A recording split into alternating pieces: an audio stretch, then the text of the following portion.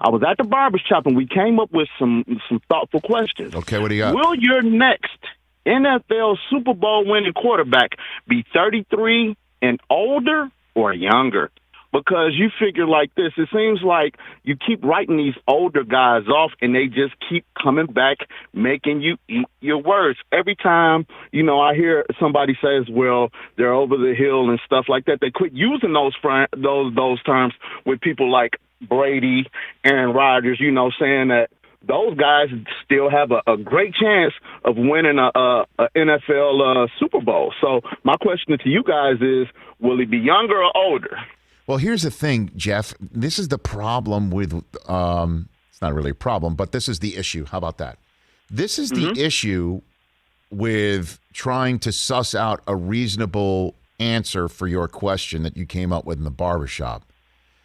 Tom Brady screws it all up. Because, honestly, because if you want to look at what the last 10 years have been, for an answer to a question like that, you got to say, what's the last 10 years? Certainly because in the last 10 years is the way things has been changed with how you draft and how you win, because the rules of engagement of how long you have somebody for a contract, how much you can pay him or how much that you're limited to pay him changed in 2011 with the new collective bargaining agreement. Perfect example is Matthew Stafford, your guy in Detroit for all those years.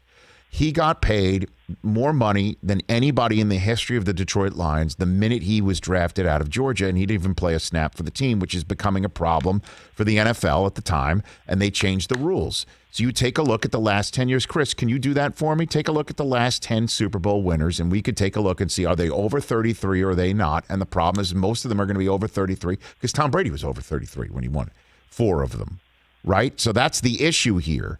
Because the idea is you're trying to get somebody who you can win in the first contract with. And when you realize that kid isn't the guy in the first contract, sometimes you might give him a second contract, because now you're learning, okay, if you do that, this is a fascinating conversation to me.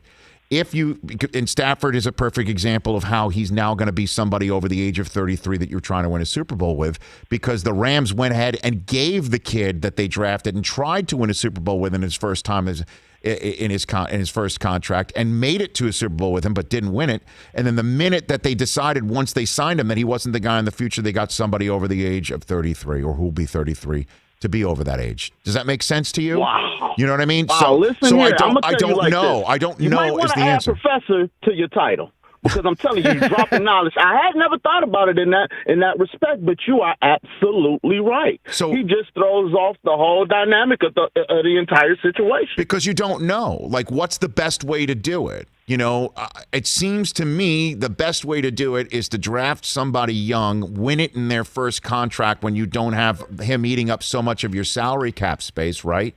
And then decide that he's the guy who deserves the second contract, and he does wind up deserving it, and you win many more times with him. The only guy that I could think of right now who has that resume in these 10 years that we've had the reconfigured NFL pay somebody out of the draft, a certain amount of money, not, all-time great type money, and then win with his Mahomes.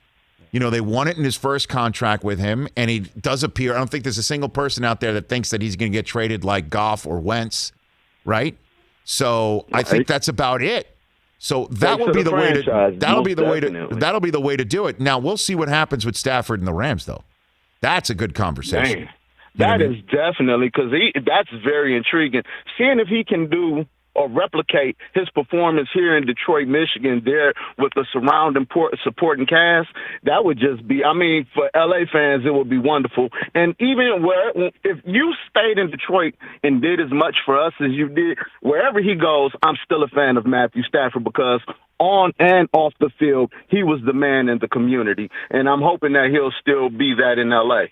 Thanks for the call, Jeff. Interesting conversation. Yeah, Rich. So born out of. By the way, every single time he says we talked about something in the barbershop, it makes me want to create a segment from the barbershop and have Jeff just basically say, what are you guys talking about? Because they're always talking about, he and his friends at the barbershop in Detroit, something that fascinates me. That's interesting. Yeah, so that list, Rich, is Tom Brady over 33 and Peyton Manning in the last 10 years. The under 33 quarterbacks, obviously Mahomes, the Wentz, Nick Foles combo. Right. Russell Wilson, Joe Flacco, Eli Manning. And then it's just Tom Brady's won 3. And he's thrown it off. And like Peyton you can't, you can't. And can't. Peyton Manning's won 1. Right. And so, like, you know what the crazy thing is that it's entirely possible. I get it. I totally understand that this is wild. It's entirely possible that you can have a conversation, you know, how many, over a 10-year period, how many have been won by a quarterback over 40 versus somebody who's over 30 versus somebody who's under 30? That might be like an equal number. If Brady wins it again, right, that'll be his 3rd since turning 40, correct? Correct. Yes. Right, so that'll be 3 over 40. And then... Was Peyton Manning over 40? I don't think he was. I don't think he was. He's getting close. And I think Eli Manning was exactly 30. Yeah. I'm telling you, that's how Brady just throws the entire thing off kilter. And just again, like I said yesterday, he's going to throw everything off of kilter. We will not understand. It's going to be a long time till we can compute on who's an all-time great, but not great, not Brady great. That's how he separated himself. All-time greats used to be Brady in that mix with Montana and Bradshaw and the 3 Elway. Right. Right? Now it's like, there's all-time greats, but then they're not Brady great. Yeah. And that's why that was such a big win for Brady in this past Super Bowl, not only because it was for him a way for him to say, I can do it somewhere else, which has messed with a lot of other quarterbacks in the interim, as we know, but it's also a way for him to keep Mahomes off his back. At bay a little bit. Yeah, keep him you know what I mean? Reach. Yeah. Well, just think about the flip. I mean, that's a two swing. Right. And even if Mahomes comes, let's say Mahomes somehow does come within hailing distance. Brett Veach, the general manager of the Chiefs, was supposed to be on this morning, but with our technical difficulties, we had him join us tomorrow, and he will. Let's say Mahomes, gets 4. Oh, that's great. And you're now an all-time great, but you're not Brady great. Certainly since that one time that you went against him, you couldn't beat him. And then, of course, the answer would be, well, I mean, he was running for his life. Yeah, I was running for my life back there. Had nothing to do with maybe what Brady was doing. But it's a great conversation. Like, how will you build a roster and a championship team in the NFL? It will still always be draft somebody, try to win in his first contract before you got to pay him. Mm-hmm. And trying to win with his first contract, so you have to know, is he appropriate to pay him? And then hope that once you've paid him, he doesn't turn into a situation like Goff or Wentz where you feel it's no longer tenable and you got to trade him and for cents on a dollar just to get him off your cap. And then you'll have another team saying, we'll take that guy because we haven't been able to find our guy in the draft. We'll take that guy while he's still relatively young.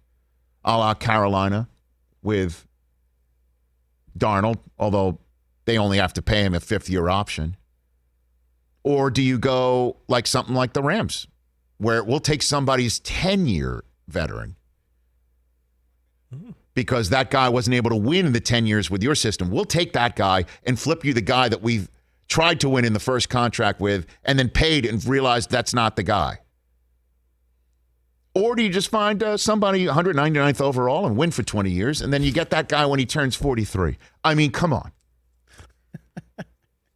It's like being back in school when you have a test and somebody messes up the curve for everyone because they get like 100% and now your grade is jacked. I know. I always felt bad about that.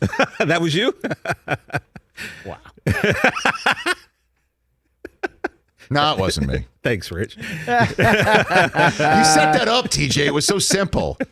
I mean, that was like a spinning curve in the zone. Hey, you watched all the way to the end. Thanks for that. Watch more right here.